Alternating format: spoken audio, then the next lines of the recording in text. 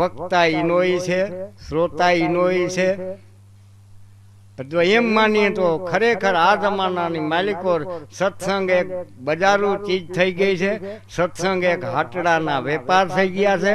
આપણે કઈ ભાઈ અવડા મોટા સત્સંગ હાલે પણ ક્યાં કોઈ એમ કહ્યું કે હવે પછી હું ઘેર નથી જાતો, આ હથાંગ આંતર્યા પછી બાપુ મને તમે મૂંડ માથે હાથ મૂકી દો ને, હજી કોઈ નથી કહ્યું. ટીકણે ગાંઠના ટીકણા થાય સાંભળી સાંભળી હો. અને પછી બેઠા બેઠા વાતો કરે હું કલીજુગ આવ્યો. તઈ આપણે એમ થાય કે ભાઈ કલીજુગ એટલે હું આ એક બે જગ્યાએ કે હાથ વેતમાં આવ્યો કે બધે? આમાં કલીજુગ નું ક્યાં છે ભાઈ?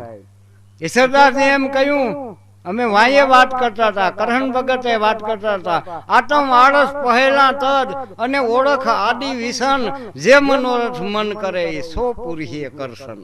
જગતનો નાથ બધે ને બધું આપી રહ્યો, એક એક આત્માને વાહે એ બંધાયેલો છે કે હું તારું રક્ષણ કરી, તારું રખોલું કરી.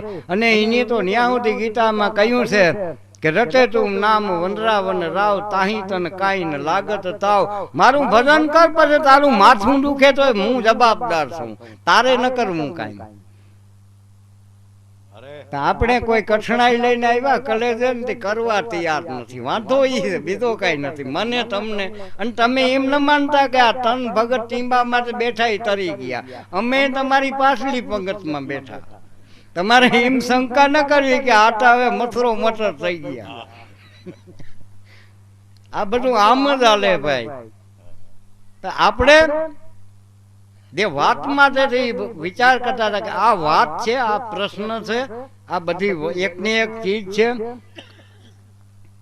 વાહ અને તો જો આપણી ગુજરાતી, હિન્દી અને સંસ્કૃતિ ત્રણ ભાષા એવી છે.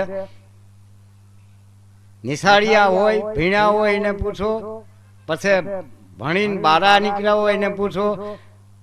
ગુજરાતીમાં જો એ બારખડી લખતા હોય ને તો કને રસબાએ કી દીર્ઘાએ કી બે હું કામ મૂકી? રસબા વાળું એ કું, દીર્ઘા વાળું એ બે હું કામ મૂક્યા? નહીં, એ બે નોખા નોખા વપરાય છે, ભેરા નથી વપરાતા. આજની ભણતર માંથી તો વ્યાકરણ નીકળી ગયું ભાઈ. વ્યાકરણ છે ને એ ભાષાની લેબરોટી છે. આપણે જમીને હવે લેબરોટીમાં મૂકીએ છીએ કે ભાઈ આ જમીનમાં શું ઘટે છે. આપણી ભાષા છે.